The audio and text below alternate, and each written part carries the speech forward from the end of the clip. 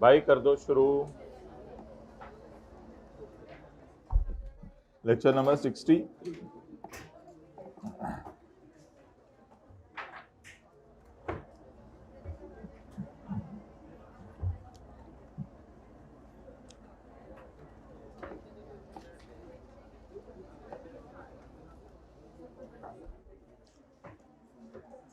Okay,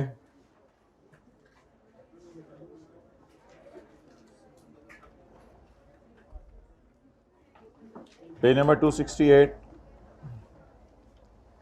question number 4।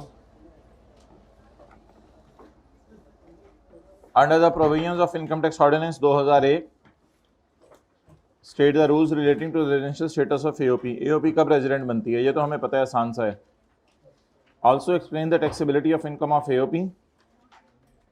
AOP की taxability discuss करें इन the hands of firm and its members. AOP के हाथों में और उसके मेंबर्स के हाथों में। लेट आने वाले जरा सवाल देखिएगा। एक्सप्लेन करें taxability of income of AOP, AOP की income in the hands of firm and members. तो in the hand of firms and members हमने डिस्कस करना है।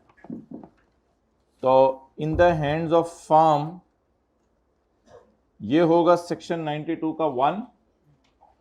इन द हैंड्स ऑफ फर्म और in the hands of member होगा section 88, यानी partner के हाथों में इस पे कैसे टैक्स लगेगा। तो in the hands of firm होगा 92 का 1 और in the hand of members होगा 88। उसके बाद सवाल है कि state the rules related to set off and carry forward of losses. Set off and carry forward of losses के रूल बताएं। तो that is 59A on page number 265। अच्छा, ये 5 नंबर थोड़े कम है, अब अगर आया ये सवाल तो ज़्यादा मार्क्स का होगा। Explain the provisions regarding the principles of taxation of AOP. AOP के प्रिंसिपल्स ऑफ टैक्सेशन डिस्कस करें। एओपी के, सिर्फ एओपी के 92 का 1, सिर्फ एओपी के 92 का। Farhan received 9,60,000 as share from AOP. He also earns other source. Farhan ने रिसीव किए हैं 9,60,000, इसके अलावा वो अदर सोर्स भी कमा रहा है। अब अगर फरहान ने रिसीव किए हैं 9,60,000, इसके अलावा वो अदर सोर्स भी कमा रहा है, तो मेरे ख्याल से तो ये फरहान का न्यूमेरिकल करवाना चाह रहा है, थ्योरी का सवाल मादरत। तो ये मेंबर ऑफ एओपी है। अगर ये टैक्सेबल इनकम भी कमाए अदर सोर्स से या बिजनेस से या कहीं से भी, और एओपी से शेयर भी कमाए, तो सेक्शन 88 लगेगा। तो पार्टनर के लिए क्या करना है, सेक्शन 88। एओपी के लिए क्या करना है, सेक्शन 92 का 1। लेकिन ऐसा सवाल भी आ सकता है जिसमें दोनों के बारे में पूछ लिया जाए। ओके, ये न्यूमेरिकल्स हैं, ये हम इंशाल्लाह करते रहेंगे। हम कौन सा भाग रहे हैं और आप कौन सा भाग रहे हैं। Chapter 13 agriculture income, section 41।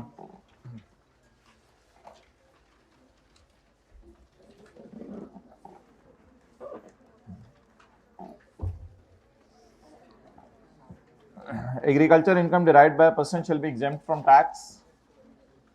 I hope कि कल आप लोगों ने याद कर लिया होगा बेनजीर वाली बातें। तो एग्रीकल्चर इनकम जो एक बंदा कमा रहा है वो एग्जेम्प्ट है। ऐसे हाइब्रिड में लेटा के तसल्ली होती है, सिलेबस कवर हो रहा है, फायदा फुदा होता कोई नहीं। अच्छा, एग्रीकल्चर इनकम का मतलब क्या है। Agriculture income means, agriculture income से मुराद है किराया। यानी माय डियर, चलें जल्दी ज़रा बैठे हैं, हाइब्रिड में लेट आने वाले, पेज 299 पे आ जाएं।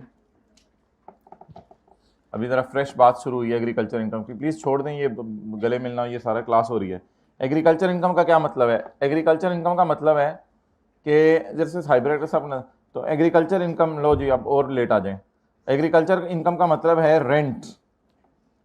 तो मेरे भाई, अगर आपने कोई एग्रीकल्चरल लैंड किराए पे दे दी है तो डेट इज एग्रीकल्चर इनकम। जैसे हमने एक सवाल किया था स्वीट बेकर्स वाला, उसमें हमने एक लैंड किराए पे दी हुई थी, तो इस लैंड का किराए पे देना हमने एग्रीकल्चर इनकम में डाला था and that was exempt from tax. तो एग्रीकल्चर इनकम का मतलब है चैप्टर 13 का पहला सफ़ा, किराया लेना। और अगर आप अपनी ज़मीन किराए पे नहीं देते तो कोई मसला नहीं, आप रेवेन्यू कमा लें by a person from land, उस पर काश्तकारी कर लें। तो ऑप्शन 1 ये है कि आप किराया लें फिर खुद काश्तकारी नहीं करेंगे। रेवेन्यू का मतलब है खुद काश्त करें।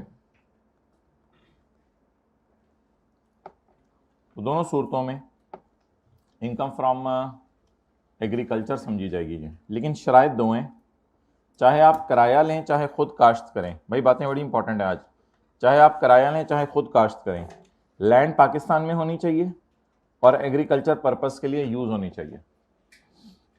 एग्रीकल्चर पर्पस के लिए यूज़ होने का मतलब ये है कि उस पर एग्रीकल्चर एक्टिविटी करें आप, यानी उस पर बीज बोएं फिर फसल आए, तो उस पर एग्रीकल्चर एक्टिविटी हो। हाइब्रिड में लेट आने पे एग्रीकल्चर एक्टिविटी टाइम पे है करना, एग्रीकल्चर एक्टिविटी उस पर होना ज़रूरी है।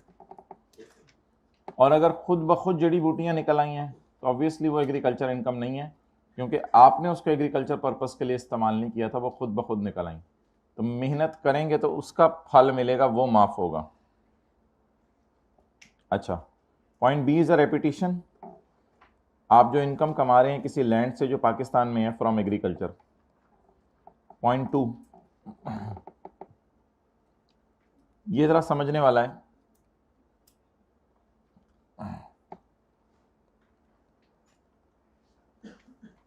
एक बंदा होता है सर्विस प्रोवाइडर।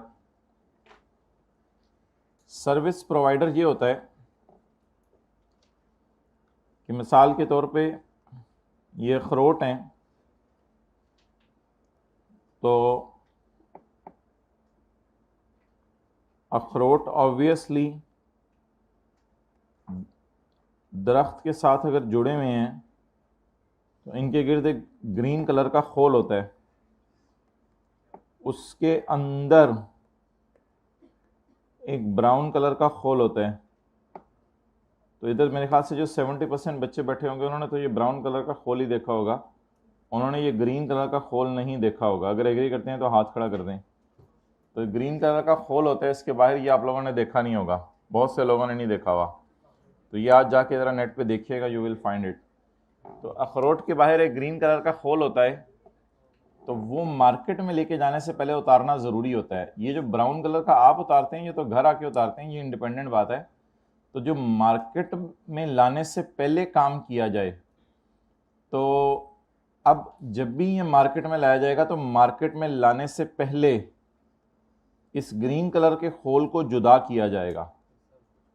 तो ये जो ग्रीन कलर का खोल जुदा किया जाता है, ये जुदा करने वाला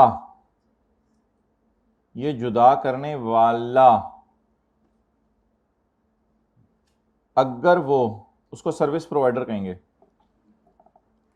अगर वो एक बात मान ले कि 50 मन अखरोट हैं, उसमें से ये 4 मन अखरोट ले 50 मन अखरोट से इसने खोल जुदा किए और उसमें से 4 मन अखरोट घर लेके चला गया, यानी रिसीवर ऑफ रेंट, इसने अपने काम का रेंट लिया है। काम इसने क्या किया है? काम इसने किया है खोल उतारा है। Receiver of rent in kind, rent in cash ना ले। लॉ मेकर कहते हैं तुम मेरे से वादा करो तुम रेंट इन काइंड लोगे अपने काम का।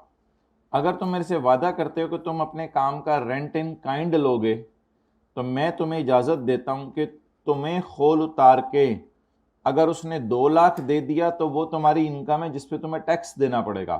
लेकिन अगर उसने तुम्हें खोल उतार के पैसे ना दिए बल्कि तुम्हें बदले में अखरोट ही दे दिए, चीज़ी दे दी, तो फिर ऐसी सूरत में मेरी तरफ से इजाज़त है, मैं आपकी एग्रीकल्चर इनकम भी माफ़ करूँगा। यानी आपकी सर्विस प्रोवाइड करना भी माफ होगा। सर्विस प्रोवाइडर प्रोवाइड करेगा सर्विस, सर्विस प्रोवाइडर प्रोवाइड करेगा सर्विस ऑफ होल उतारना, ये वो सर्विस प्रोवाइड करेगा।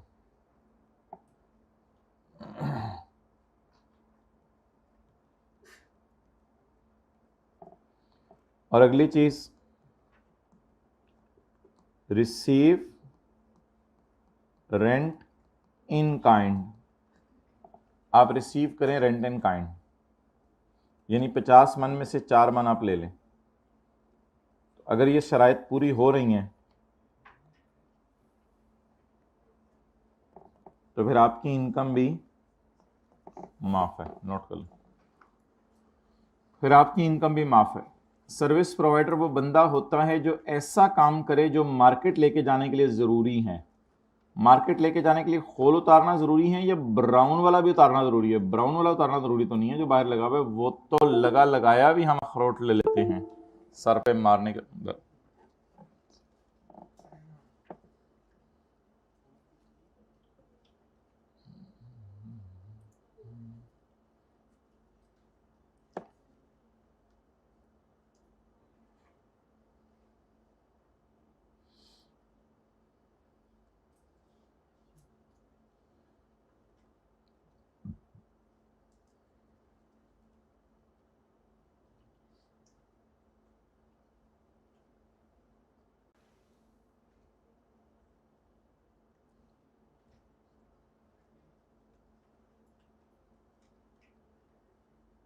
Okay,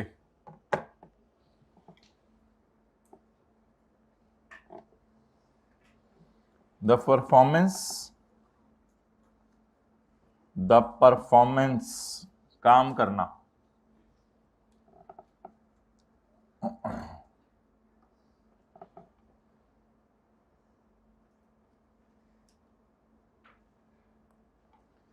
the income received from the performance, perform करके इनकम रिसीव करना। क्या करोगे? करतब दिखाओगे तुम ऐसे ऐसे 4-5 अखरोट एक वक्त में हाथों में उछाल के दिखा रहे होगे? नहीं, द परफॉर्मेंस, क्या परफॉर्मेंस करने आए हो तुम? क्या कौन सा करतब दिखाने आए हो हमारे बाग के अंदर? परफॉर्मेंस बाय कल्टीवेटर, कई दफा कल्टीवेटर ये खुद ही काम कर लेते हैं। The performance by cultivator, the performance by receiver of, the performance by receiver of rent in, ये receiver of rent in kind कौन होता है? Service, the performance by receiver of rent in kind of a process,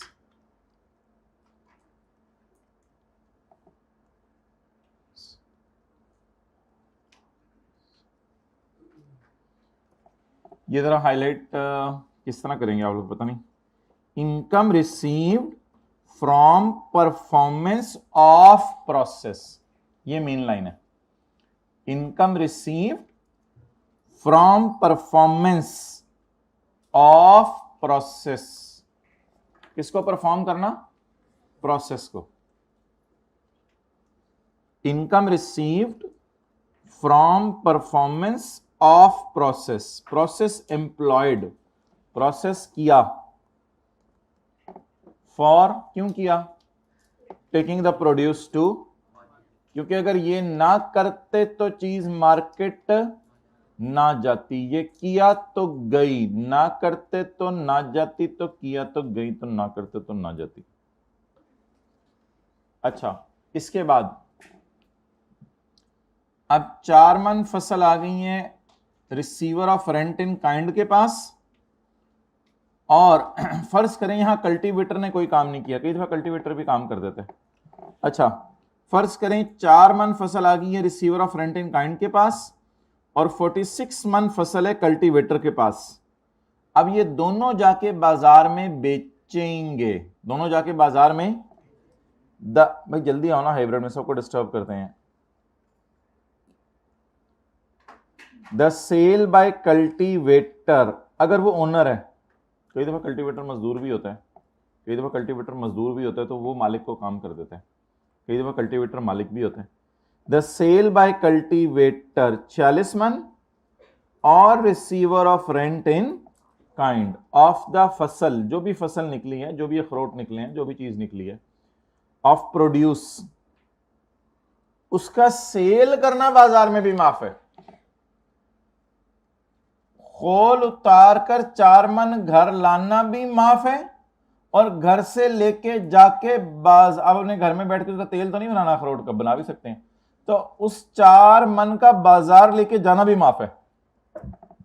income received from cell, ऊपर से मिला के पढ़ें, income received from cell, पहले लिखा हुआ था income received from performance of process. मैं कह रहा हूं पॉइंट 1 तो रेपिटेशन है, पॉइंट 1 तो रेपिटेशन है। पॉइंट 1 में तो इनकम रिसीव्ड फ्रॉम एग्रीकल्चर है, और पॉइंट 2 में income received from performance of process. जो आमतौर पे लगाया जाता है फसल को बाजार लेके जाने के लिए, ऐसा प्रोसेस के लिए ये कंडीशन है, ऐसा प्रोसेस जो आमतौर पे फसल को बाजार में लेके जाने के लिए लगाया जाता है। और तीसरे में sale of produce, sale of produce, असल में ये बात है, income receive from sale of produce. तो ये 3 बातें हैं, पहले में एग्रीकल्चर इनकम माफ की जा रही है, दूसरे में परफॉर्मेंस ऑफ प्रोसेस माफ की जा रही है, लेकिन उस प्रोसेस के लिए शर्त है, ये शर्त, ये काम सिर्फ वो हो जिससे चीज बाजार लेके जाने के काबिल हो जाए, इसके अलावा नहीं। यानी अगर आप फ्रूट चाट बना के उस पर अखरोट डाल के बेच रहे हो तो ये फिर नहीं होगा, यानी अखरोट का कोई तेल निकाल के बेच रहे हो फिर आपकी इनकम माफ नहीं होगी। आपने ऐसा काम करना है जो बाजार लेके जाने के लिए जरूरी था, सिर्फ थोड़ा सा काम करने की इजाजत है, लुट मचाने की इजाजत नहीं है। ये प्रोसेस कौन सा वाला हो, for taking the produce to market, यानी एज इट इज चीजों को रखो तो एक्सेप्टेबल है, अगर ज्यादा पंगे लोगे तो फिर ये इनकम टैक्सेबल हो जाएगी। और तीसरा, प्रोसेस परफॉर्म करके जो अखरोट अब आ गए हैं, अब उनका अचार तो नहीं डालना, उनको बाजार में जाके बेचें, तो सेल ऑफ प्रोड्यूस भी माफ है, एग्रीकल्चर इनकम भी माफ है। ऐसा प्रोसेस परफॉर्म करना जिससे फसल बाजार में लेके जाने के काबिल हो जाए, वो प्रोसेस भी माफ है, बल्कि उस प्रोसेस से कमाई की इनकम माफ है। और फिर जब वो प्रोसेस करके वो चीज हमारे हाथों में आ जाए तो उसका बाजार में लेके जाना भी माफ है, because it all falls under the definition of, ऊपर से पढ़े ना, एग्रीकल्चर मीन्स ये point A, agriculture means point B, agriculture income means point C. Sale by cultivator of the produce for which no process is performed other than process described above. वो कौन सा process है जो market में लेके जाने के लिए जरूरी है? अगर आप जो है वो मार्केट में लेके जाने के अलावा कोई प्रोसेस शुरू कर दें, यानी खोल भी उतारें, फिर ब्राउन वाला खोल भी उतारें, फिर उस गिरी को जो है वो मशीनों के अंदर डालें, फिर उसे तेल निकालें, वो कहते हैं ये नहीं सर माय डियर, ये नहीं, कोकोनट ऑयल बनेगा, चपेट मारो, वॉलनट ऑयल। अच्छा आगे चलें, पता नहीं है भी या नहीं, हमने खुद ही ऑयल बना दिया उसका, है वॉलनट का, ठीक है, कल लेके आना 2 किलो। आगे चलें, point number C, income from building is also agriculture income. Income from building is, असल में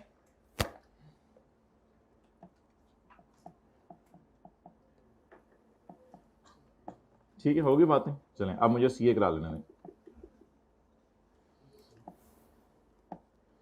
ये फर्ज करें लहलहाते खेत, इनका लहलहाना आपको फील हो रहा है? कौन लगा हुआ चिनमिन? अच्छा मेरे से पूछा करें ना सवाल। ये लहलहाते खेत हैं, लहलहाते खेत के साथ आपने एक बिल्डिंग बनाई हुई है, अगर वो बिल्डिंग में 3 शराइत पूरी हो जाएं तो ये बिल्डिंग की इनकम भी माफ है। पहली शर्त ये पड़नानी ने बनाई हो, दूसरी शर्त पड़नाना की इसमें कब्र हो, तीसरी शर्त आप भी कभी कभी आते हो। अगर ये 3 ज्यादा होगी, चलें कुछ और करते हैं। इस बिल्डिंग की इनकम भी माफ है अगर 3 शराइत पूरी हो। नंबर 1, ये बिल्डिंग कल्टीवेटर या रिसीवर ऑफ रेंटिंग काइंड इस्तेमाल कर रहा हो, और लोग इस्तेमाल ना कर रहे हो, मोहल्ले वाले ने कोई दुकान ना खोली हो जहां, ये बिल्डिंग रिसीवर और कल्टीवेटर कोई भी इस्तेमाल कर रहा हो। दूसरी शर्त, ये बिल्डिंग स्टोर हाउस के तौर पे यूज हो, यहां पे फसल स्टोर की जाती हो बेचने से पहले, क्योंकि जब प्रोसेस परफॉर्म कर लेते हैं तो सेल करने से पहले कुछ दिन वेट करना पड़ता है अच्छी प्राइस लेने के लिए। तो ये बिल्डिंग स्टोर होम के स्टोर हाउस के तौर पे यूज हो रही हो। और तीसरी शर्त, ये बिल्डिंग इमीडिएट विसिनिटी में हो, करीब करीब हो, 1-2 किलोमीटर की रेंज के अंदर हो, या बिल्कुल साथ लगी हो, ज्यादा दूर ना हो ये बिल्डिंग। तो अगर ये 3 शराइत पूरी हो गई तो इसका मतलब है कि इस बिल्डिंग की इनकम भी माफ है। बिल्डिंग की इनकम कैसे आ सकती है? बिल्डिंग की इनकम ऐसे आ सकती है ना, हो सकता है आप आला तालीम हासिल करने के लिए मॉडल टाउन आ जाएं लाहौर में, तो जब आला तालीम हासिल करने के लिए आप मॉडल टाउन आएँ तो आप अपनी लैंड को बिल्डिंग के साथ किराए पे दे आए, तो अब आपको लैंड का किराया भी आ रहा होगा और बिल्डिंग का किराया भी आ रहा होगा, तो ये सारा आपको माफ़ होगा, क्योंकि आप जो है वो 3 शराइत पूरी कर रहे हैं। इस बिल्डिंग को कल्टीवेटर को यूज़ करने दीजिएगा, जो फसल काश्त करे उसे यूज़ करने दीजिएगा, या कोई सर्विस प्रोवाइडर आया उसके कोई 4 मन पड़ा हुआ उसको भी रखने दीजिएगा, और इस बिल्डिंग को स्टोर हाउस बाहर इसके नाम लगा दीजिएगा, ये स्टोर हाउस ही है, ये ना हो कि इसके अंदर जो है वो मोहल्ले वालों ने जानवर बांधे हों। और तीसरी बात जो है वो इस बिल्डिंग के अंदर शर्त ये है कि ये करीब हो, ये ना हो कि आपकी ज़मीन जो है वो मॉडल टाउन के अंदर हो, ये मॉडल टाउन से आला तालीम हासिल करने हो, आपकी ये मियाँ वाली में हो और जर्मनी के अंदर इसका स्टोर हाउस बनाओ। ज़्यादा दूर ले गए, चांद कर लें जी। Receiver of rent in kind, हाँ हाँ, पॉइंट सी, बस इधर receiver of rent in kind ही यूज़ करें, कैश में वो डिस्करेज करता है, कोई लोग लेते ही नहीं ना, क्योंकि फिर वो इनकम में चला जाता है। Income from building is also agriculture income, agriculture income from building भी एग्रीकल्चर इनकम है, रादर लफ्ज यूज होना चाहिए था rental income from building. Rental income from building is also agriculture income, तो मैं अपने लिए लिखता हूँ ताकि मुझे अगली दफ़ा पढ़ाना आसान हो, आप लोगों के लिए थोड़ी लिखता हूँ। Rental income from building is also agriculture income, rental income building की भी एग्रीकल्चर इनकम है। If building is owned and occupied by cultivator और receiver of rent in kind, आमतौर पे receiver of rent in kind तो नहीं own कर रहा होता, कल्टीवेटर ही आमतौर पे ओन कर रहा होता है। ओन हो और ऑक्यूपाई हो कल्टीवेटर ने या receiver of rent in kind ने। कुछ लोग कहते हैं यहाँ पे और होना चाहिए था, ओन्ड और ऑक्यूपाइड, बहरहाल। Number 2, building is located in immediate vicinity, building करीब हो ऑफ द लैंड, कौन सी land? Use for agriculture, and building is use as a store house, और बिल्डिंग कैसे यूज हो रही हो? स्टोर हाउस के तौर पे। Dwelling house, store house, out building, out building का मतलब गूगल में देखिएगा, वो कहेगा आई एम नॉट आंसरिंग, तो मेरे से पूछ लीजिएगा, स्टोर हाउस होगा। तो building is use as a dwelling house, store house और अदर आउट बिल्डिंग। यूज कौन कर रहा हो? कोई मसला नहीं, कहता है कल्टीवेटर यूज कर ले या receiver of rent in kind use कर ले, due to his connection with land, land के साथ आपका कनेक्शन होगा तभी आपने यूज करनी है, वरना उधर जाके अंडे तो नहीं देने मुर्गी। अच्छा, तो एग्रीकल्चर लैंड के साथ हो तो फिर जो है वो है, वरना तो नहीं है। तो ये 3 शराइत पूरी हो रही हो तो that is nice. Okay, now what to do next, what to do next जी? नहीं, कुछ कोई शर्त नहीं। अच्छा जी, rule 11, agriculture producers raw material. अब हम एक ऐसी फसल की बात करने लगे हैं जो, अच्छा इसमें 3 शराइत थी। नंबर 1, ओन्ड एंड ऑक्यूपाई किसने की हो, लोकेट कहाँ हो और यूज किस मकसद के लिए हो, तो ये 3 बातें थी। ओन और ऑक्यूपाई किसने की हो, लोकेटेड कहाँ हो, far away vicinity, no immediate vicinity, use किस लिए हो रही हो, स्टोर हाउस के लिए। डन, चलिए नोट कर लें, इसको हाईलाइट कर लें।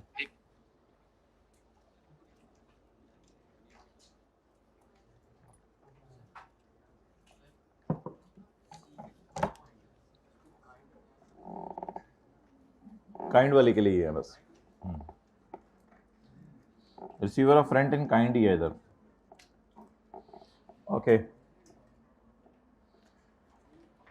Agriculture produce as raw material.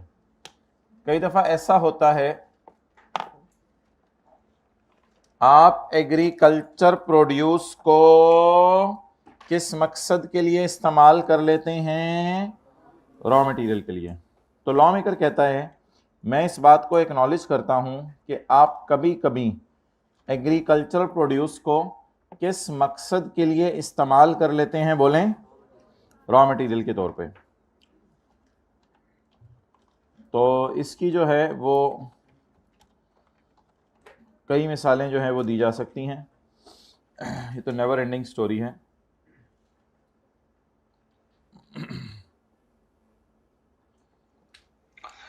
बिस्मिल्लाहिर्रहमानिर्रहीम। अस्सलाम। मार्केट में आती है वो,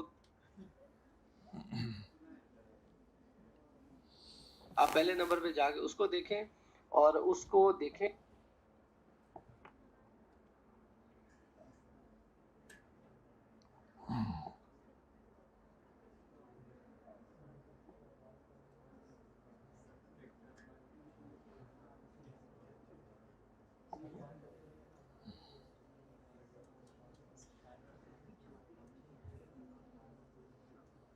के अलावा आगे चलते हैं। ये देखें, तीनों पॉलिशर हैं। ये हम जो हमारा हस्किंग यूनिट है वहाँ पे इस्तेमाल कर सकते हैं। एसएम पॉलिशर, इसका काम जो लाल ब्रेन की लेयर होती है उसको रिमूव करना, इसने चावल को पॉलिश करना होता है और इसने चावल को चमकाना होता है। अक्सर जो हस्किंग यूनिट होते हैं वहाँ पे वाटर पॉलिशर नहीं लगा होता, लेकिन अब मॉडर्न दौर को देखते हुए उन्होंने भी वाटर पॉलिशर लगाना शुरू कर दी है। तो ये आप देखें, ये दो मशीन्स ऐसी हैं, या ये तीनों मशीन्स ऐसी हैं जो प्रोसेसिंग यूनिट में भी एज इट इज इस्तेमाल हो रही हैं और हस्किंग यूनिट में भी इस्तेमाल हो रही हैं। इसलिए जो बंदे हस्किंग के बाद प्रोसेसिंग यूनिट के तौर पे अपनी मशीन को इस्तेमाल कर,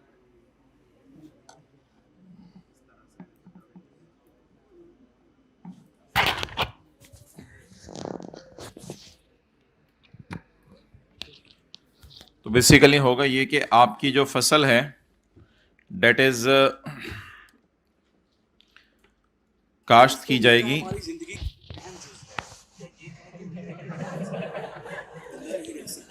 तो गलत नहीं होगा, क्योंकि दुनिया में शायद ही कोई ऐसा शख्स हो जिसे मीठा पसंद।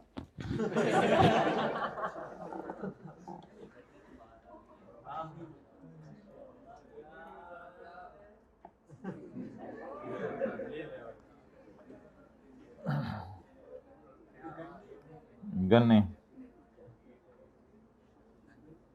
तो जो एग्रीकल्चरल प्रोड्यूस है इसे आप फैक्ट्री में लेके जा रहे हैं और गन्ने को आप एज इट इज़ बेच नहीं रहे, गन्ने को एज इट इज़ बेच नहीं रहे। ये देखें, इसकी गन्नी बन गई। अब आप गन्ने को एज इट इज़ बेच नहीं रहे और इसको कन्वर्ट किस में कर रहे हैं? शुगर के अंदर। अंकल जी थोड़ा सा जरा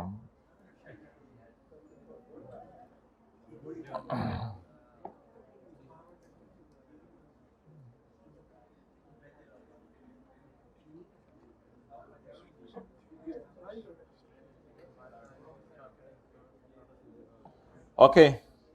सो ये जो प्रोसेस है आपके सामने जो प्रेजेंट किया गया है, डेट इज कन्वर्टिंग ऑफ गन्ना इनटू चीनी। ये गन्ने को चीनी में कन्वर्ट, इसको कहते हैं agricultural produce used as raw material. गन्ने को किसके तौर पे इस्तेमाल किया था? रॉ मटेरियल के तौर पे। Okay,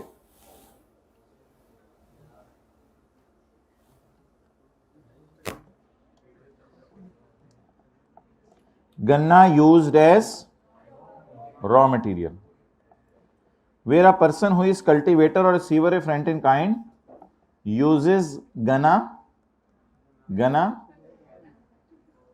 agricultural produce as raw material in his business of selling sugar. इसका बिजनेस असल में चीनी बेचना है। Where a person who is cultivator or receiver of rent in kind uses ganna as raw material, गन्ने को रॉ मटेरियल के तौर पर इस्तेमाल करे। कहां पे यूज करे रॉ मटेरियल के तौर पर? इन हिज बिजनेस, बिजनेस कौन सा है इसका, ऑफ सेलिंग शुगर, बिजनेस के साथ आपने साथ वाली किताब पे लिख लिया सेलिंग शुगर, या कपास को यूज करे किताबें बनाने के लिए, हद होगी, कपड़ा बनाने के, धागा बनाने के लिए कपास को यूज करे, तो इसका मतलब है रॉ मटेरियल से आप फिनिश गुड्स बना रहे हैं, then business income shall be computed as follows. तो फिर इसके असूल अलग हैं, वो आपको बता देते हैं क्या है।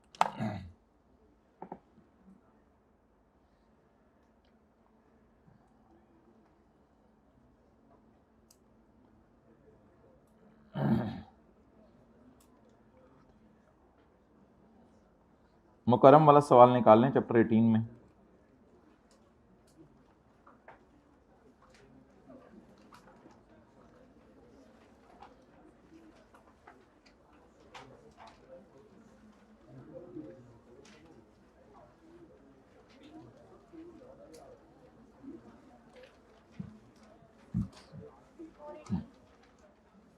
बहुत बहुत शुक्रिया।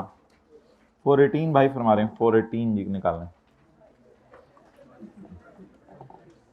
मुकरम is working as commercial manager, page 418, an unlisted company।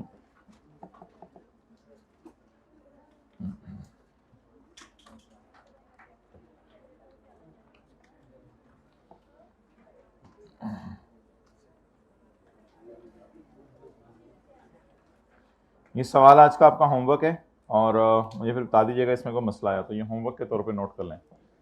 अच्छा सारानी, इसमें सिर्फ आपने यहाँ एडजस्टमेंट नंबर 2 करके आनी है, जिसमें बोनस को आपने सैलरी इनकम में डालना है या नहीं डालना, बस ये करके आना है आप लोगों ने, जिन्होंने सवाल पूछा उनके लिए। बाकी इंशाल्लाह क्वेश्चन नंबर 21 करके आएंगे। हाउ सादा यू पीपल आर। मुकरम है 65 एकड़ of agricultural land in Badin, नहीं, we are not sitting in Switzerland, Badin. Mukarram की 65 एकड़ एग्रीकल्चर लैंड है बदीन में, तो बदीन पाकिस्तान में है, एंड अ बिल्डिंग, और साथ ही एक बिल्डिंग है करीबी। मुकरम ने इसको किराए पे दे दिया है 30 एकड़ को तकरीबन, अलॉन्ग विद बिल्डिंग, बिल्डिंग के साथ, टू दीनू, दीनू को, डायनोनी, हु इज कल्टीवेटर, जो काश्तकार है। इसका मतलब है कल्टीवेटर, मैंने कहा था जरूरी नहीं ओनर हो, अब ये कल्टीवेटर ओनर नहीं है, कल्टीवेटर काश्त करने वाला है। Dyno uses the building as store house, Dyno उसके अंदर जो है वो स्टोर हाउस के तौर पे इसको इस्तेमाल करता है। मुकरम को साल का किराया मिला है 7.5 लाख और 3 लाख। भाईजान तुसी कितने पहुंच गए हो, भाईजान चीनी असी शुरू की थी, तुसी पेंट से टुर गए हो। अच्छा जी, तो Dyno uses the building as a store house, वो स्टोर हाउस के तौर पे यूज करता है। अच्छा जी, नाउ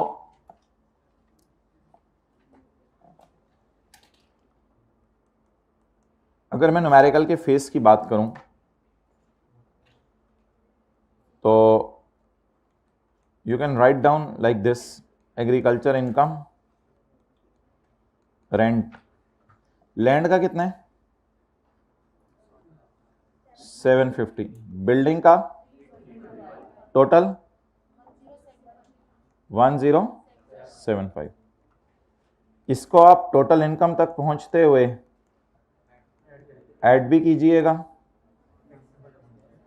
और नीचे घर में अलग से बैठ के किचन में जाके लेस भी करना है। हॉस्टल में भी किचन तो होते ही हैं अक्सर।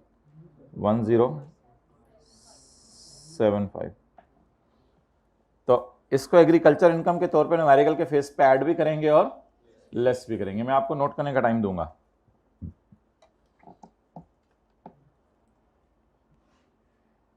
ये देखें,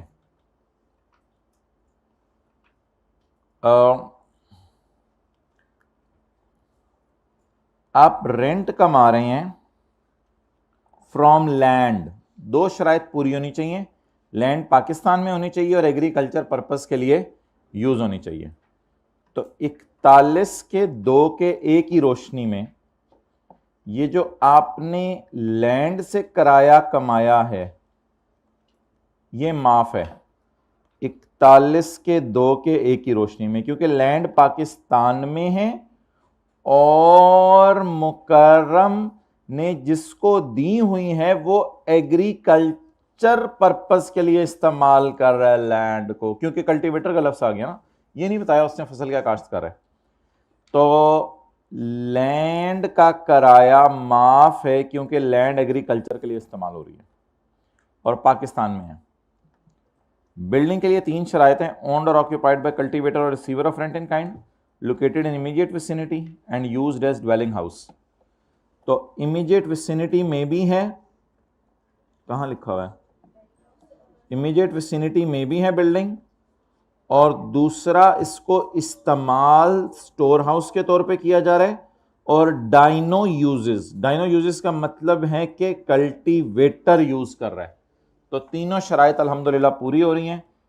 लोकेशन भी उसकी सही है, उसका पर्पस भी सही है, और उसको यूज करने वाला बंदा भी कल्टीवेटर है। तो जब ये 3 शराइत पूरी हो रही हैं तो फिर बिल्डिंग का किराया भी माफ है।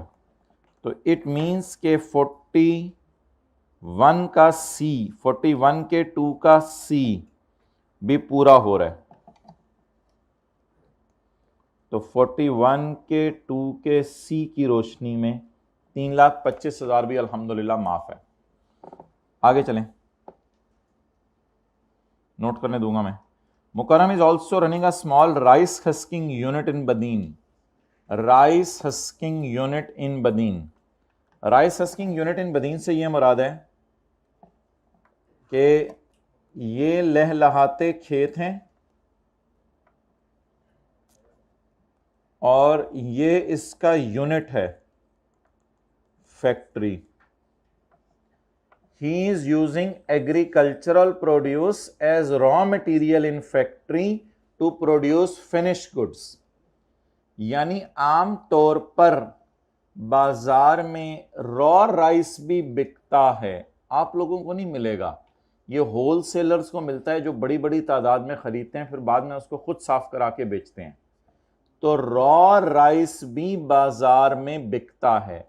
जिस तरह पिछली मिसाल ज्यादा आसान थी क्योंकि वो आप लोगों को ज्यादा अच्छी समझ आनी थी, गन्ना भी बाजार में बिकता है और चीनी भी बाजार में बिकती है, लेकिन हम ये कह रहे थे कि गन्ने से चीनी खुद बना रहे थे। ऐसे ही रॉ राइस भी बाजार में बिकता है, इसलिए पिछली वीडियो मैंने राइस हस्किंग यूनिट की खोली थी, वहां राइस नजर नहीं आया था, वो अच्छी वीडियो नहीं थी। रॉ राइस भी बाजार में बिकता है और राइस भी अगर आप खुद रॉ से कन्वर्ट करके फिनिश्ड व्हाइट वाला चावल निकालते हैं वो भी बाजार में बिकता है। तो अब सवाल यह राइज होता है कि Mukarram is also running a small husking unit in Badin. He uses the entire agricultural produce in the husking unit. He uses entire produce in the husking unit. सब यहां ले आता है, which is grown on the remaining portion of his, remaining portion उसने इसलिए लिखा है ना कि 65 एकड़ लैंड थी तो 30 एकड़ तो उसने किराए पे दे दी थी, तो रिमेनिंग पोर्शन 25 एकड़ है। बहरहाल इससे क्या फर्क पड़ना है, पर एकड़ अगर हमें प्रोड्यूस दे दे तो फिर हमें 25 भी पेपर में निकालना पड़ता है कि हर एकड़ में से कितनी प्रोड्यूस निकली है। He uses entire agriculture produce in the husking unit which is grown on remaining portion of his land. Now ये जो लाइन है ना, that line, this is important. Uses produce in the husking unit, ये वाला अब concept है। Uses produce in his business। अब ये मैंने आपको नीचे से तो पढ़ाया नहीं, वो भी मैं पढ़ाता हूं बाद में, पहले आपको न्यूमेरिकल इसका सॉल्व करवा दूं। अब क्या करना है, during the year he brought 5000 kilo of raw rice, ये सफेद चावल नहीं है, ये रॉ है। During the year he brought 5000 kilo of raw rice from his land to the unit for husking. 5000 kilo rice को अपनी जमीन से कहां लेके आया, फैक्ट्री में लेके आया, यहां से वहां लेके गया। वो 2500 पर 40 किलो, 40 किलो एक मन होता है ना, तो वो 2500 रुपए का 1 मन बेच सकता था अगर वो बाजार जाता। रॉ राइस, रॉ यानी पिछली मिसाल में समझ लें गन्ने की बात कर रहा है। पिछली मिसाल जरा ज्यादा आसान है ना, रॉ और दूसरा राइस हम लोगों ने ज्यादा देखा नहीं हुआ, इसलिए साथ साथ पिछली मिसाल को रेफर कर रहा हूं। यानी ये वो गन्ने की बात हो रही है। अगर वो गन्ना चाहता तो इतने का बेच देता, लेकिन उसने सोचा गन्ने से वो चीज निकालें जिससे लोगों की सेहत खराब हो।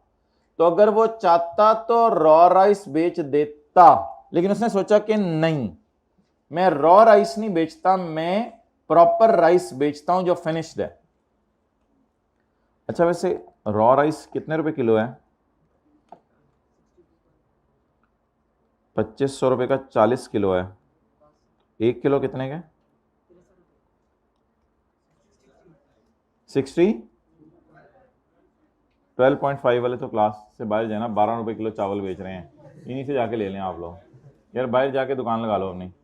62.5 तो पर किलो प्राइस मैंने निकाल ली है।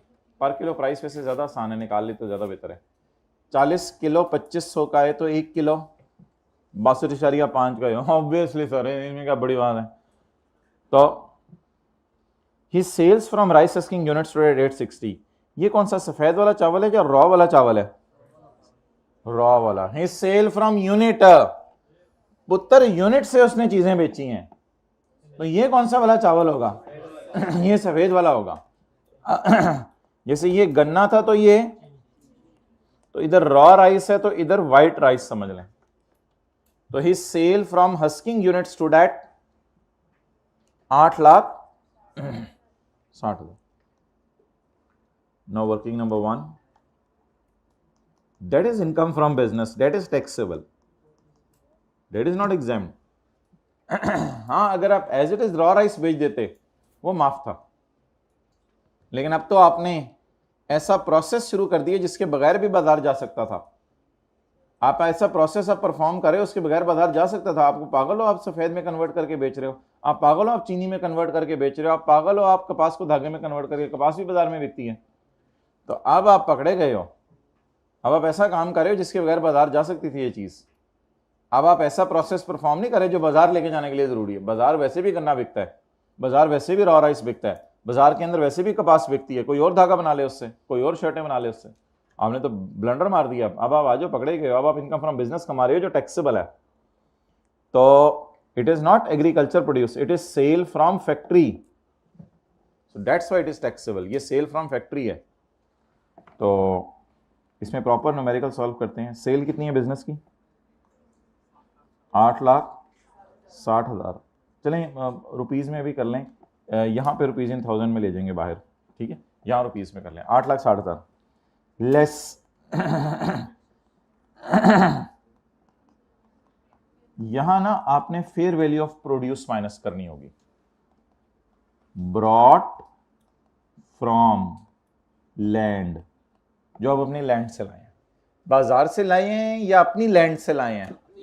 लोग रॉ राइस, लोगों ने अगर हस्किंग यूनिट खोलना हो तो उन्हें बाजार कहीं से खरीदनी पड़ती है, आप तो अपनी जमीन से लाए हैं। तो अब क्या करेंगे हम? कितने किलो लाए? 5,000। और 5,000 पे एक कितने रुपए किलो के एतबार से है? रॉ 62.5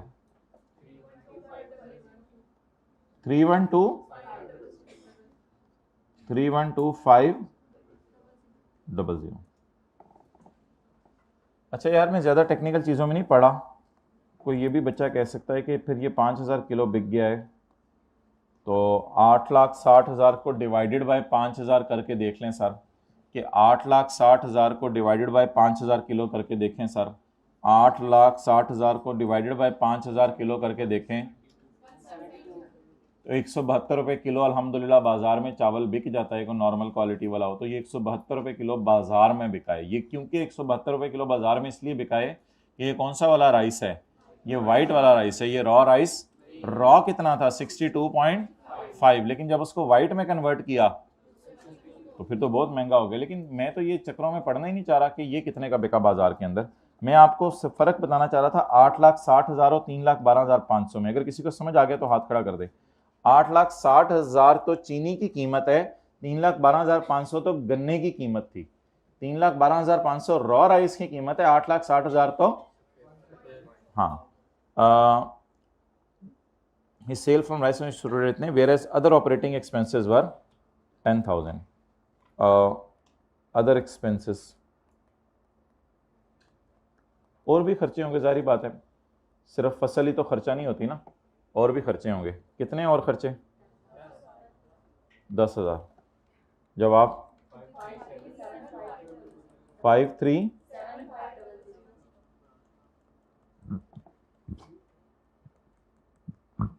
ये टैक्सेबल है 537.5 नोट कर लें। नहीं एग्रीकल्चर तो नहीं है, ये तो फैक्ट्री से। ओके जी,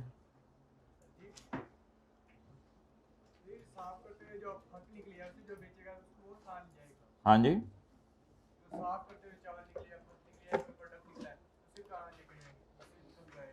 जो स्क्रैप है उसको भी बिजनेस में डाल दो, कोई मसला नहीं, उसको भी माफ कर सकते हैं।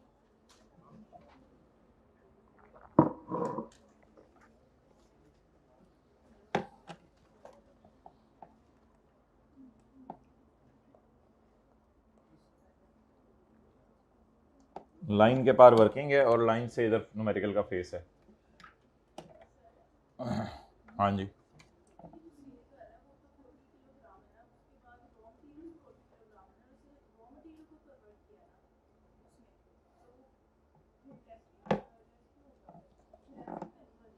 क्या नहीं होगा?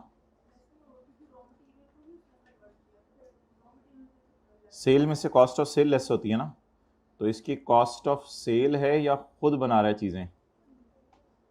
कॉस्ट ऑफ परचेज तो इसकी है कोई नहीं, लेकिन कॉस्ट ऑफ प्रोडक्शन तो है ना। सेल में से कॉस्ट ऑफ परचेज माइनस होती है, हम लोगों की इसकी कॉस्ट ऑफ प्रोडक्शन माइनस हो रही है।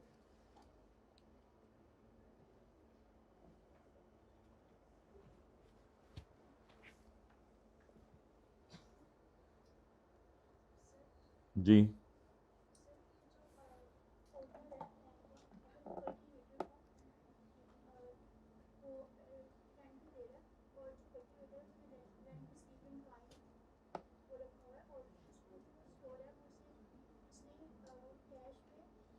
आप आज क्लास के बाद पूछ लेंगे, कोई क्लास के बाद पूछ लें। ओके, अच्छा जी, हद होगी यार, बस कर देना।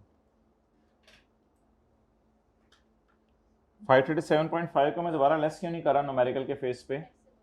क्योंकि ये टैक्सेबल है, इट इज नॉट एग्जाम्प्ट।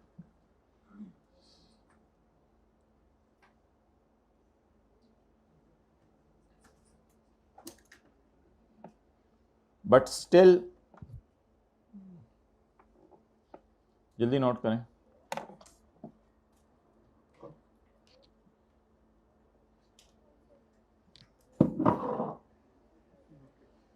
ये रेस्ट तो सारी क्लास में क्यों करनी होती है? रेस्ट घर से कराया करें, ज़रा नींद अच्छे तरीके से पूरी कर लिया करें। ओके,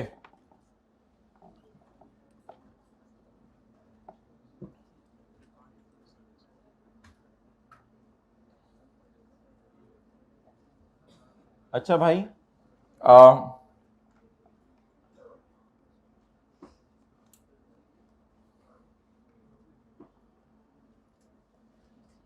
दिस इज बेनिफिट, ये एक बेनिफिट है। क्यों? खर्चा रिकॉर्ड हो रहा है ना, तो खर्चे रिकॉर्ड होने से क्या होगा? प्रॉफिट कम होंगे, प्रॉफिट कम होंगे तो टैक्स। लेकिन ये एक और एतबार से भी बेनिफिट है, वो कोई बताए कैसे?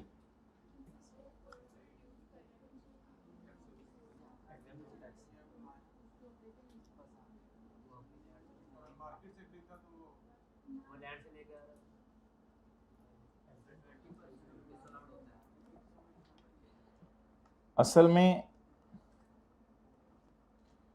इंस्टेड ऑफ एक्चुअल एक्सपेंस तो होगा ना सीड की कॉस्ट, वाटर अगर किराए में पे मिलता है, सुंडी मार स्प्रे, सुंडी मार spray, instead of actual expense fair value is allowed as deduction. बहुत बड़ा बेनिफिट है। देखें, हो सकता है मैंने सीड खरीदा होता 50,000 का सिर्फ, और पानी मुझे मुफ्त में मिला होता, सुंडियां इस दफा इधर चक्कर ना लगाती, तो टोटल अब खर्चा मेरा कितना हुआ? जमीन पे तो मेरा खर्चा 50,000 हुआ, उसको चाहिए था कि सिर्फ 50,000 यहां मुझे माइनस करने देता। और बात भी बिल्कुल सही है, क्योंकि मेरा जमीन पे खर्चा तो सिर्फ 50,000 का हुआ। 50,000 अल्लाह का शुक्र है मैंने लगाया, और 50,000 लगाने से मेरी फसल तैयार हो गई बस। उसने इतना बड़ा बेनिफिट दिया, उसने कहा जा यार छोड़, एक्चुअल खर्चे इग्नोर कर। माय डियर, एक्चुअल खर्चे हम इग्नोर करेंगे अगर खुदा ना खासा कभी पेपर में दिया। आज तक कभी आईकैप ने नहीं दिया पेपर में, लेकिन कल कल को अगर आईकैप दे दे पेपर में, तो एक्चुअल खर्चे इग्नोर करके माइनस क्या करेंगे? Fair value. So this is a big benefit. Whether I think I should add the word big.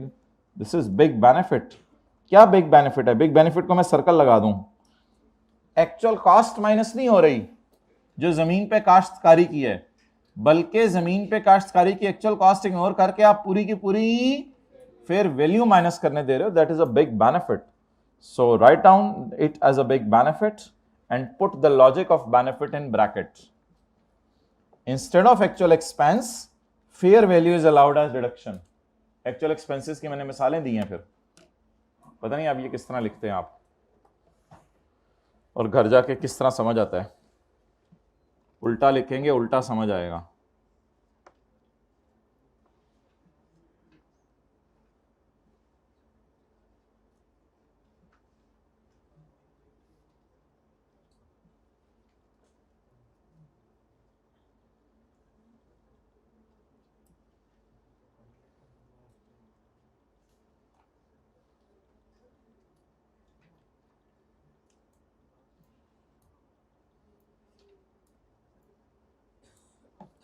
Okay, चलें आगे।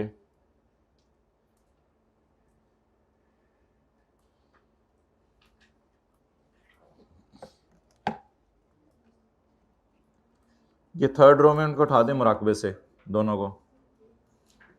ये जितने मुराकबे हैं घर से करके आया करें। अच्छा जी, नाउ बस आप लोगों ने हेड्स डाउन करनी नहीं पूरी क्लास में, पूरे पूरी जिंदगी में। अच्छा, नाउ अब आप जिस तरह कहते नहीं होते साथ वाले को, come on guy, come on Bablu, come on, go away. Page 304। Nadeem साहब जो हमारी मुमानी के बेटे हैं, अब क्लास के बाद पूछने सवाल आके। नदीम साहब इज एग्रीकल्चर लैंड इन ठट्ठा। नदीम साहब की एग्रीकल्चर लैंड है ठट्ठा में, which is being used for cultivation of गन्ना, जहां पे ये गन्ना काश्त करते हैं। माय डियर, पेज नंबर 304 है यार, क्या जान लोगे यार। During the year he cultivated 2 lakh ton of ganna, 2 lakh ton गन्ना इन्होंने काश्त किया है। Out of the cultivation 1,40,000 ton of ganna was sold to गन्ना मिल। हमारी मिल या किसी की मिल? किसी की मिल। was sold to गन्ना मिल at a price of 455, whereas the remaining, और रिमेनिंग को छोड़ मेरे बबलू, ऐसा ना कर, रिमेनिंग की बात ना बता मुझे, तो इधर उधर की ना बात कर, तू बता काफिला क्यों लुटा। चोर आ गए, तू बैठ के अंडे दे रहा, तू चोर आ गए थे, हद होगी, चोर आ गए थे। अच्छा, नाउ न्यूमेरिकल का face, agriculture income exempt 1,40,000 ton ज़रब 4,550 पर टन, कितना टन्ना आया?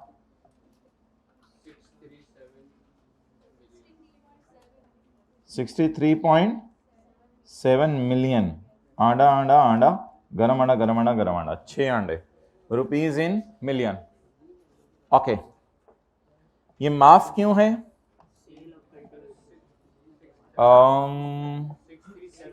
whatever it may be, guys, whatever it may be, I will correct it, no problem.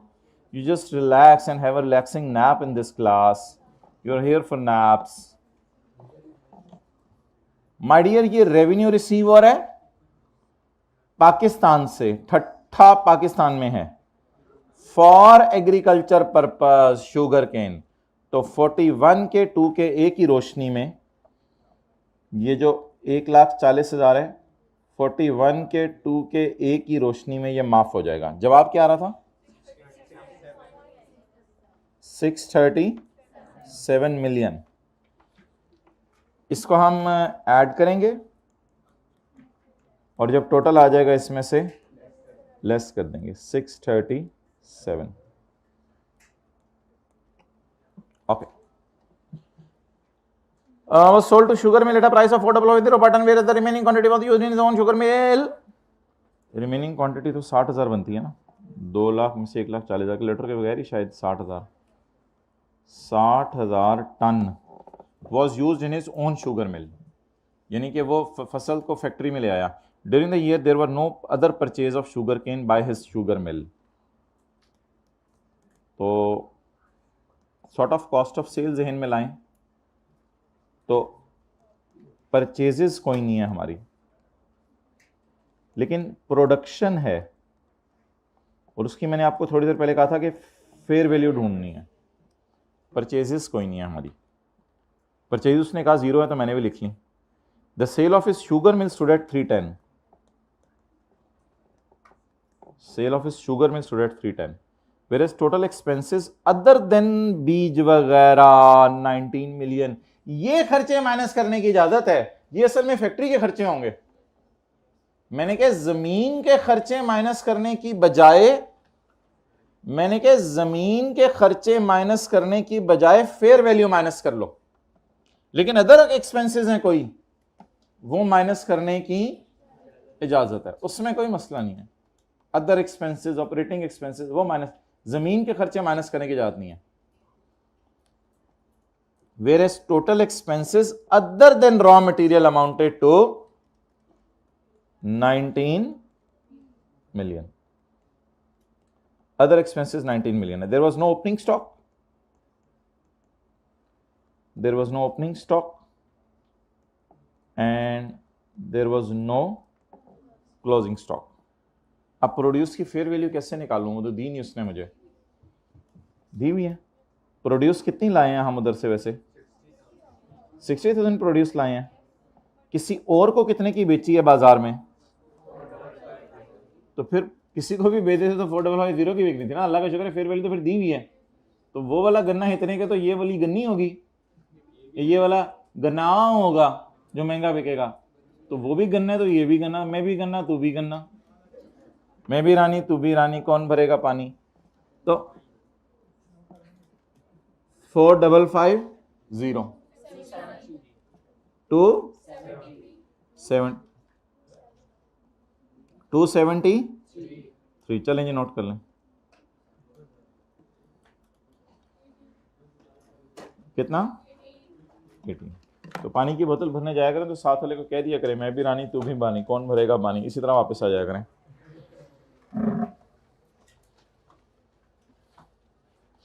हम तो भाई रानी राजा नहीं है, हम तो पानी डाल लेंगे, हमें तो कोई टेंशन नहीं।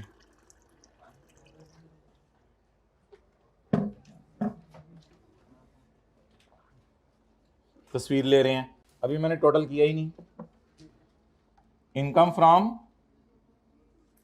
बिजनेस 18, टोटल 655, और टैक्सेबल इनकम ये न्यूमेरिकल का फेस है और ये वर्किंग है। अब पिक्के पुक्के लेनी है तो पिक्के पुक्के ले लें।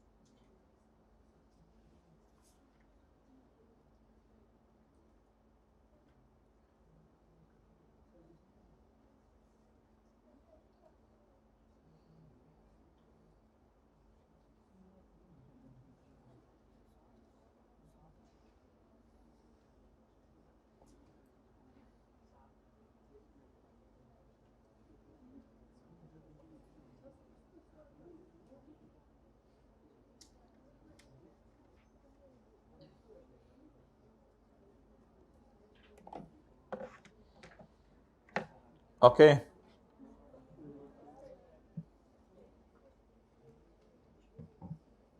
जी, एग्रीकल्चर में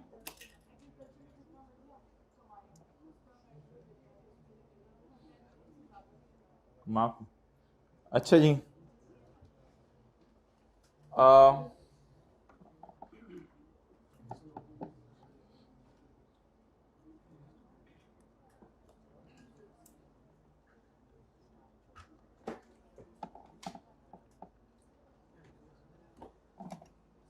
ओपनिंग लगी है।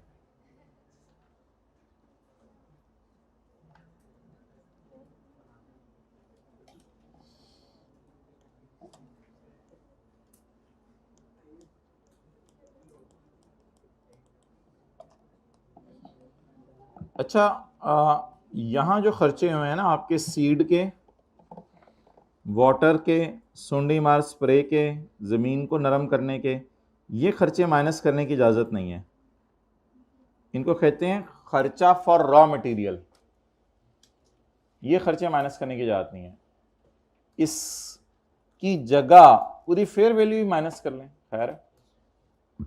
हाँ, अगर इधर कोई खर्चे हुए हैं फैक्ट्री में या आपके एडमिन ऑफिस में, ये खर्चे माइनस कर लें, ये तो बिजनेस के नॉर्मल खर्चे, इसमें कोई मसला नहीं। लेकिन ये जो सीड का इधर होने वाले सारे खर्चे, खर्चों की मिसालें पे ना जाए ना, इधर होने वाले सारे खर्चे, चाहे वो सीड का हो, वाटर का हो, जिस चीज मर्जी का हो, भाई इसको करो 16। सीड का हो, वाटर का हो, जिस मर्जी चीज का हो, ये सारे खर्चे माइनस करने की इजाजत नहीं है। इनकी जगह सीड, वाटर सब नॉट अलाउड, उसकी जगह फेयर वैल्यू। अब जरा ये फिक्रा पढ़ें अंग्रेजी का।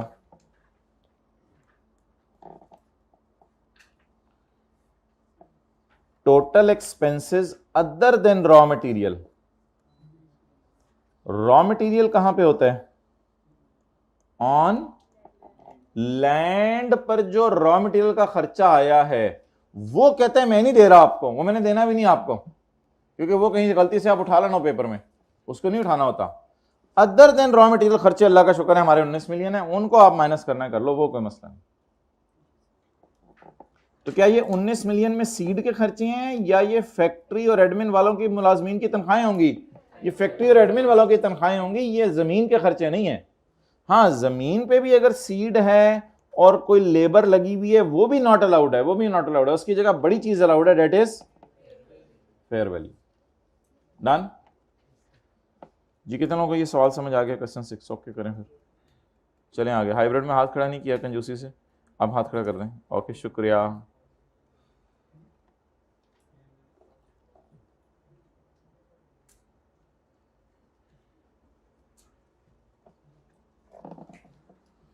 टोटल इनकम से मुराद आप समझ लें, फिर सेल आ गई।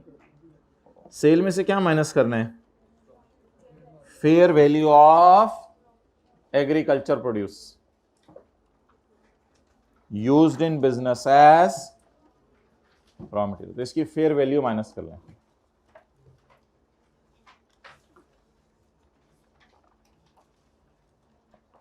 Page number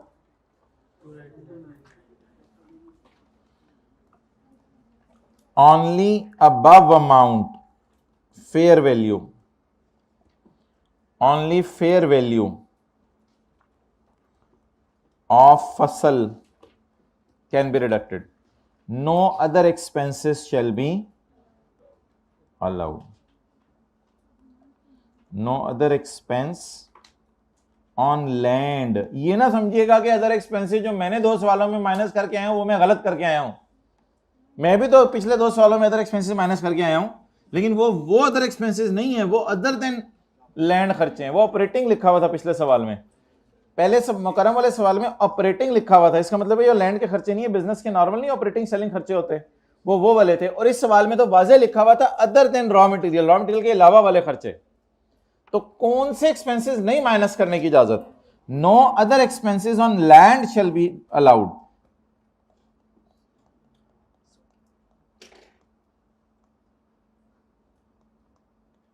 labour on land, ये वाले खर्चे माइनस करने की इजाजत नहीं है। इसकी जगह एक बड़ी फिगर माइनस कर लें, फेयर वैल्यू। लेकिन इसका मतलब ये ना समझ लीजिएगा कि इसने लिखा हुआ है कोई खर्चे भी माइनस नहीं कर सकते। एडमिन सेलिंग वगैरह बिजनेस के खर्चे ऐसे हैं जो माइनस कर सकते हैं, उनमें कोई मसला नहीं है। होप शायद थोड़ा थोड़ा फर्क समझ आ गया होगा। तो ये वाले कह रहे हैं माइनस ना करें, no other expenses shall be allowed, however these will be allowed.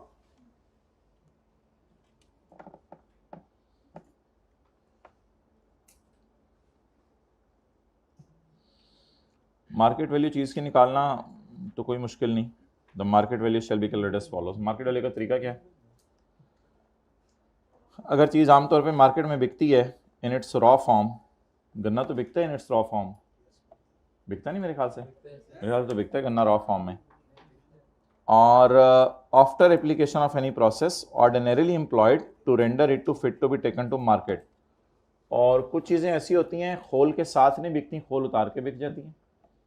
तो गन्ने की या अखरोट की फेयर वैल्यू लगाना कौन सा मुश्किल है? The market price at the time it is used as raw material in business. जिस दिन बिजनेस में लेके आए उस दिन की मार्केट वैल्यू देखनी है। बिजनेस में आज लाए 10 दिन बाद की मार्केट वैल्यू नहीं देखनी, बिजनेस में आज लाए 15 दिन पहले की मार्केट वैल्यू नहीं देखनी। तो चीज़ें दो किस्म की हैं, कुछ चीज़ें मार्केट में ऐसी हैं जो एज इट इज़ बिकती हैं इन इट्स रॉ स्टेट, जैसे गन्ना, और कुछ चीज़ें ऐसी हैं जो प्रोसेस परफॉर्म करके बिकती हैं, जैसे अखरोट खोल उतार के। तो दोनों की फेयर वैल्यू बाजार में अवेलेबल है। गन्ने की फेयर वैल्यू ऐसे ही ले लें और अखरोट की फेयर वैल्यू बाजार में पता चलानी है तो वो खोल उतार के पता चलवा लें।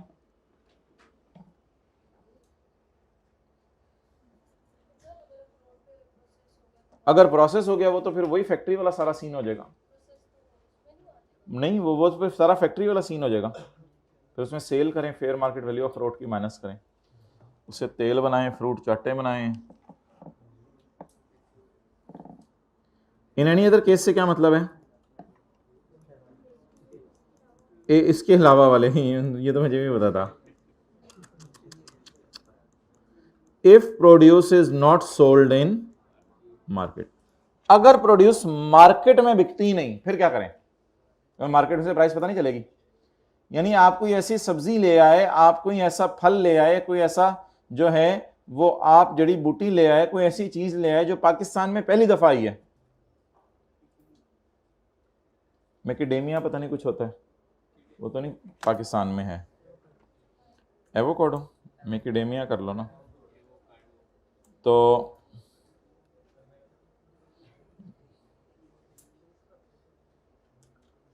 मैकेडेमिया नट होता है ये कोई, थैलेसीमिया हद हो गई है तो मारो में जा। तो आप कोई ऐसी चीज ले आए, ऐसी फसल ले आए जिसकी प्राइस मार्केट में अवेलेबल नहीं है, यानी आप बाजार में लेके बाजार में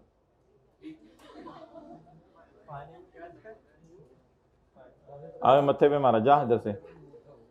तो ऐसी चीज जो पाकिस्तान में उगती नहीं लेकिन आपने उगाने की कोशिश की और अब फिर आप वो बाजार, फिर उसकी फेयर वैल्यू कैसे निकालें? फिर उसकी फेयर वैल्यू पता नहीं चल सकती। फिर वो तरीका लगा लें जो थोड़ी देर पहले मैंने मना किया था। फिर उसके सीड की कॉस्ट जमा कर लें और कल्टीवेशन के खर्चे जमा कर लें, और फिर एक और काम करना है, चाहे आपकी लैंड अपनी है या किराए की है, उससे कोई फर्क नहीं पड़ता, आप लैंड का किराया भी डालें उसमें। क्योंकि आमतौर पे लोग लैंड किराए पे लेते हैं तो कहते हैं लैंड का किराया भी बीच में डाल दो। अक्सर लोग ओन भी कर रहे होते हैं, ऐसी बात नहीं, ज्यादा लोग कई इलाकों में ओन भी कर रहे होते हैं, तो कहते हैं मैं कहता हूँ लैंड का किराया भी बीच में डाल दो ताकि एक्चुअल कॉस्ट जरा हैवी वाली आपको मिल जाए। अल्लाह का शुक्र है। तो शायद ये जो दूसरी लाइन इसने ऐड की है बेनिफिट देने के लिए की है। उसने कहा कि चीज की फेयर वैल्यू निकालने का फिर मैं तरीका बताता हूँ। फिर चीज की फेयर वैल्यू पता है कैसे निकलेगी? जितना खर्चा हुआ सीड का, उसका वो सारा जमा करो, बाजार में लेके जा रहे हैं, फेयर वैल्यू पता नहीं चल रही तो क्या करें? कुछ भी नहीं करना है। उससे तो नहीं पूछने के यार तू भी बोल दे यार तेरी फेयर वैल्यू कितनी है, वो बोल गया तो आपने भाग जाना है। तो market price is sum of expenses of cultivation. Expenses of cultivation कौन से होते हैं? Seed, water, labour on land, जो लेबर लैंड पे लगी है। और सुंडी को छोड़े, वो आ गई तो फिर आप लोगों ने भाग जाना है। And the land rent paid, और लैंड रेंट जो पे किया जाता है in the area in which produce is grown. It doesn't mean कि आपकी लैंड भी रेंट पे है, हो सकता है आपकी अपनी लैंड हो, कहता है लेकिन उस एरिया में पता चला लो फिर लैंड्स कितने की किराए पे मिलती है। मैं कहता हूं लैंड का किराया भी डाल दो बीच में, तो ठीक है। कल कल को हो सकता है 2 साल बाद ये मसला ही ना हो, 2 साल में आपको देखा देखी और लोग चीजें उगाने लग जाएं, अब आप बाजार में लेके जाओ चीज, लोग हाँ अच्छा अच्छा अच्छा ये इतने के लगा देंगे।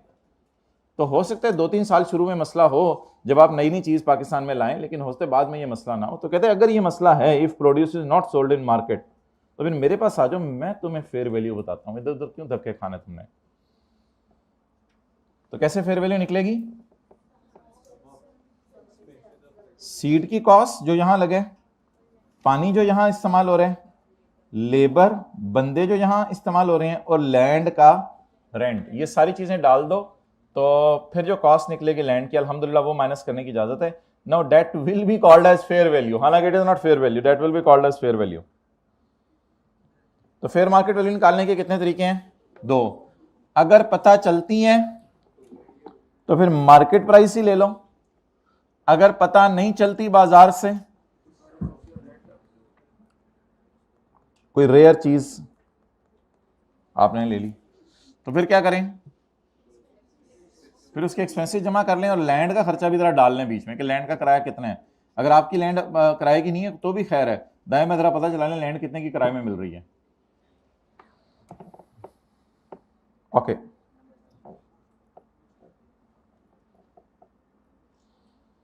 ये diplomatic and consular privileges act कोई बना हुआ है पाकिस्तान में,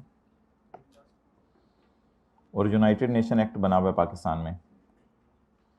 इनमें किसी इंडिविजुअल की अगर इनकम माफ़ है ना, क्योंकि उनको फ़ायदा दिया गया है, तो वो इनकम टैक्स ऑर्डिनेंस कह रहे हैं हमारी नज़र में भी माफ़ है। यानी कहना ये चाह रहा है कि किसी और लॉ ने अगर कह दिया है कि फ़लाँ बंदे की इनकम माफ़ है, असल में कई यूनाइटेड नेशन के बंदे पाकिस्तान में आते रहते हैं, फिर उनको हम फ़ायदा देते हैं, तो कहते हैं ये लोग जो लोग आते जाते रहते हैं इनकी इनकम माफ़ कर दिया करो, अगर उस कानून में लिखा हुआ है। बस और क्या, अब इसमें क्या तफसील में जाएं। अच्छा, ये तो वो लोग हैं जो आमतौर पे पाकिस्तान आते जाते रहते हैं, लेकिन कई दफ़ा उल्टा सीन होता है कि पाकिस्तान का बंदा, आप समझा लें उनको, फिर मैं ऐसे ये करा देता हूँ, पाकिस्तान का बंदा यूएन चला जाता है, तो अब वो रिटायर होके आ गया, अब उसको पेंशन मिल रही है। कहते हैं ये पेंशन माफ़ होने के लिए एक शर्त है, 2 शर्तें हैं। ये पेंशन माफ़ होने के लिए 2 शर्तें हैं। नंबर 1, आप सिटीज़न हो पाकिस्तान के, और दूसरा, आप जितना अर्सा यूएन में रहे हो तो जो आपको सैलरी मिलती रही है उस पर टैक्स माफ़ था। अगर ये शर्तें 2 पूरी हो जाएं तो आज पेंशन भी माफ़ है। पास्ट में क्या माफ़ थी? सैलरी। तो आज क्या माफ़ है? पेंशन भी। पढ़ें जी, एनी पेंशन रिसीव, इनको मुतवज्जे कर दें, ये इधर क्लास हो रही है। Any pension receive by citizen, तो पता नहीं मोबाइलों ने किन चीज़ों ने जान ली भी है लोगों की, घरों में कैसे पढ़ते हैं आई don't no. Any pension receive by citizen of Pakistan, कोई भी पेंशन जो पाकिस्तान के सिटीजन को मिले बिकॉज ऑफ हिज पुरानी नौकरी in the United nation, it will be exempt only if the person salary from employment was, salary कब मिल रही होगी? जब नौकरी कर रहा होगा, जब नौकरी कर रहा होगा। और पेंशन कब मिल रही होगी? जब नौकरी छोड़ दी होगी। तो नौकरी छोड़ने के बाद जो पेंशन मिली है वो माफ है अगर उसकी सैलरी भी उस वक्त माफ थी।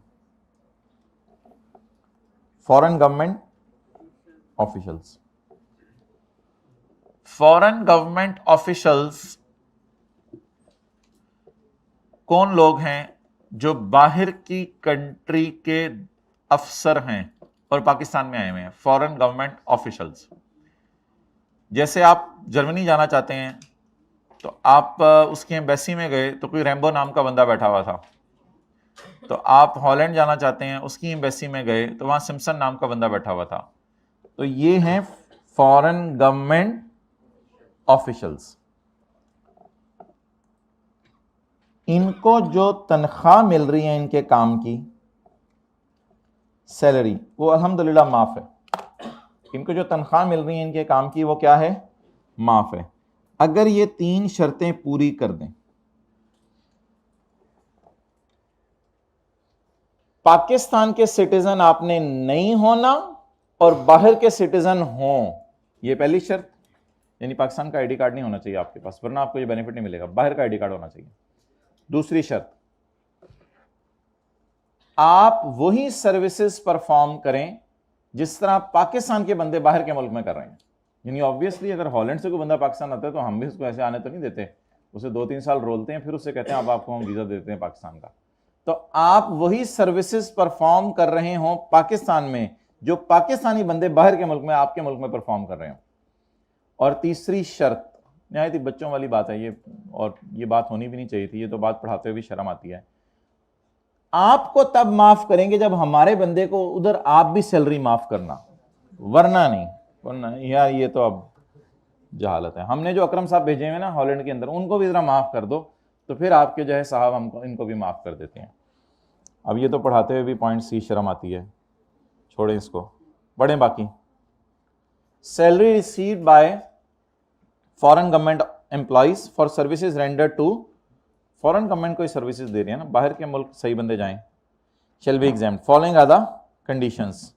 The employee is a citizen of and not a citizen of, employee perform similar services, वो बंदा फॉरेन एम्प्लॉय ना, foreigner, foreign employee perform the similar services as are perform by our employees, Pakistan के employees जैसे perform कर रहे हैं in foreign country.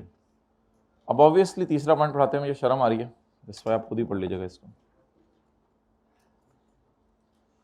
And the foreign government gives a similar exemption to employees of, और foreign government भी उसकी salaries माफ करे जो एम्प्लॉइज पाकिस्तान के बाहर के मुल्क में गए हुए हैं। चैप्टर 12।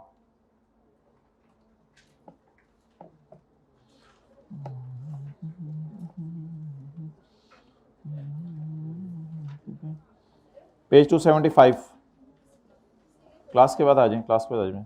लिबास एंड कंपनीज एंड एओपी, लिबास नोट कर लें, सवाल जरा कहीं। लिबास एंड कंपनीज एंड एओपी, लिबास एंड कंपनी एक एओपी है with 3 members, Sabah Baji, Junaid Baja and Akram Baja, sharing profits and losses in the ratio of 1:1:2 respectively.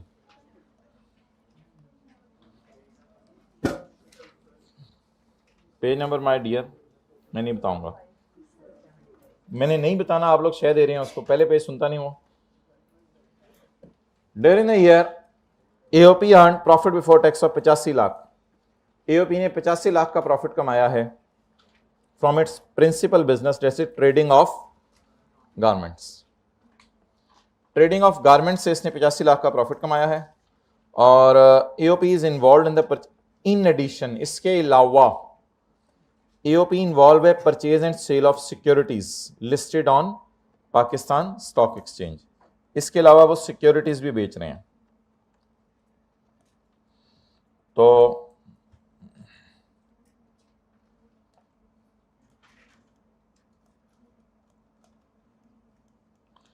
लिबास and company,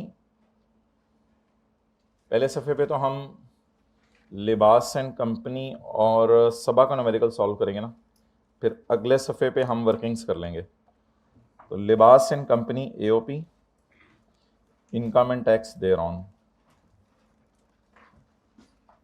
tax year 2000 I don't know 22। So the income from business is 85 lakh,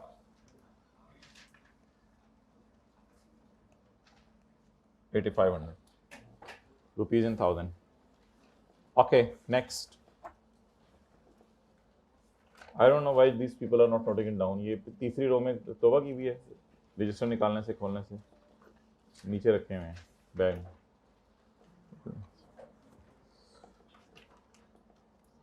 Okay.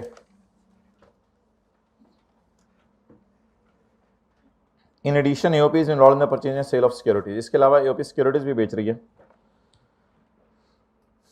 यकम अक्टूबर को खरीदी हैं, 29 जून को बेची हैं। Note A, sale proceed from disposal of these shares was credited to AOP's bank account on 2 July. मैंने कहा था पैसे आना नहीं देखा जाएगा, पैसे चाहे अगले साल आए, उस सैलरी में देखा जाता था पैसे कब आए। लेकिन कैपिटल गेन के चैप्टर में हमने पढ़ा था capital gain arising will be taxable, इसलिए जब गेन आ गया तो इनकम में चला जाएगा, ये नहीं देखा जाएगा इसके पैसे आए या नहीं आए। तो पैसे सैलरी के चैप्टर में जरूर देखे जाते हैं कब आए, अगर हमारे साल नहीं आए तो हम इनकम में नहीं डालते, लेकिन कैपिटल गेन के चैप्टर में ऐसा कुछ नहीं है, तो इसलिए इस लाइन को इग्नोर करेंगे, इसका कोई इंपैक्ट नहीं होगा नोट ए का। तो ज़ॉक लिमिटेड के शेयर्स पे गेन निकालते हैं।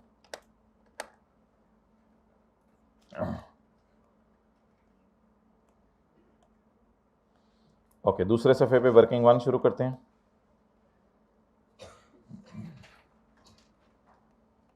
वर्किंग वन,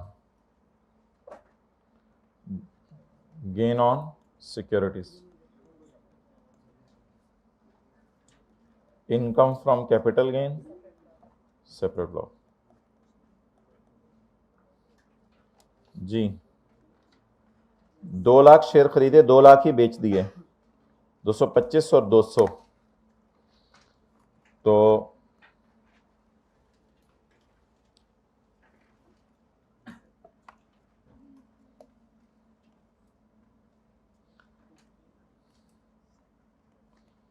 दो लाख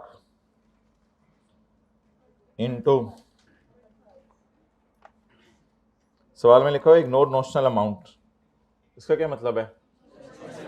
0.5% साथ साथ लेने की ज़रूरत नहीं है, वो तो लेने के बाद जब आप ले लेंगे और सब कर लेंगे तो कहेंगे बहुत टाइम लग गया था, तो फिर एंड पे ये लिखा हुआ नजर आएगा पेपर में, इग्नोर नोशनल अमाउंट। वो जो 0.5% माइनस करते हैं सेल और परचेज का, वो माइनस नहीं करना। तो what is consideration? 220। What is cost? जवाब 5,000। चलें जी आगे, नोट कर लें, कर लिया? इस सवाल को आपने पूरा करके आना है घर में, मेरी तरफ से पूरा हो ना हो मुझे कोई फर्क नहीं पड़ता, आप लोगों ने खुद पूरा करके आना है। हम ये भी करें, चैप्टर 19 का सवाल भी करें, चैप्टर 18 का सवाल भी करें, हम पागल हैं ना? 2.5 घंटे आपसे मांगे, मैं नहीं दे रहे तो it's up to you how you are playing with your future. PPP limited 55,000 share खरीदे 145 के, माय डियर बातें ना करें, और 1 लाख शेयर खरीदे 150 रुपए के, और 1,55,000 शेयर हमारे पास पड़े हुए हैं, उसमें से 1 लाख बेच दिए, तो हम FIFO लगाएंगे, फर्स्ट इन फर्स्ट आउट, जो पहले खरीदे वो पहले बेचे। तो हम करेंगे ये कि 55,000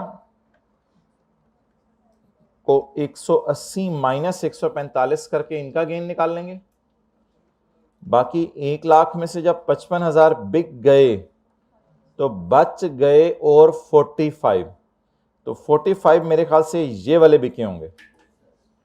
तो बेसिकली इस 1 लाख के 2 हिस्से करेंगे, एक 55 और एक 45, सॉर्ट ऑफ इस तरह का लिखेंगे हम ताकि हमें पेपर में समझ आए। तो 1 लाख में पहले 55 वाले बेचेंगे, फिर 45,000 इस वाले परचेज में से बेच देंगे, इसी तरह FIFO लगेगा ना। तो नोट कर लिया आप लोगों ने इस तरह? एक ही दिन तो नहीं बेच रहे माय डियर, तो एक दिन अगर सेम डे बेच रहे हैं फिर वेटेड एवरेज लगेगा, सेम डे कहाँ बेच रहे हैं, ये तो डेयों का फर्क है बहुत ज़्यादा। जाओ भाई हाइब्रिड से, कोई नहीं यार, खैर है, जब मर्जी जाओ, कौन पूछने वाला है यार, मैं भी जा रहा हूँ यार, निकालो यार सवारी निकालो, मैं नहीं अगली क्लास ले रहा। PBB पहले कितने बेचे? 55,000, फिर 45,000। 55,000 कितने के बेचे? 180, और कितने के खरीदे थे? 145 माइनस 150,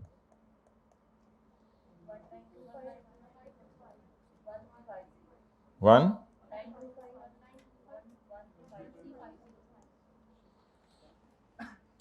ओके।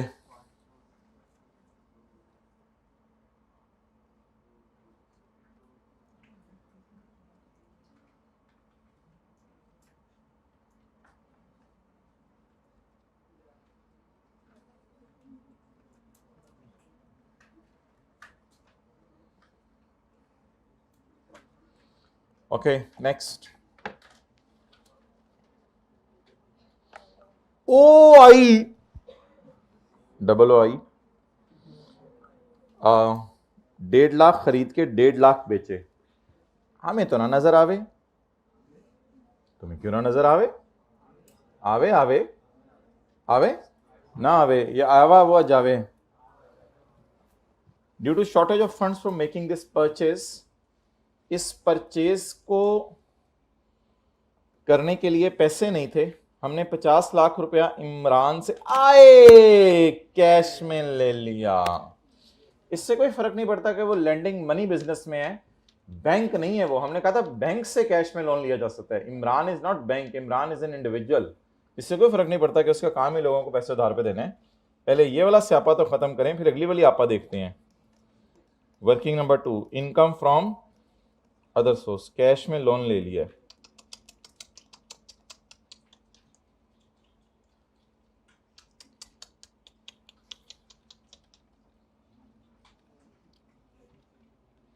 अच्छा जी, अभी सीओपी 86 का खरीदा था, 78 का बेचा है, लॉस आ गया। ओ आई कितने बेचे, कितने के खरीदे थे? सब बातें हो गई आप सेकंड क्लास रो में, कर लें एक दो और, कर लें 78 माइनस 86, 1200 का क्या आ गया? अब ये माइनस कर सकते हैं नहीं कर सकते, कल इस पर इंशाल्लाह बहस करेंगे।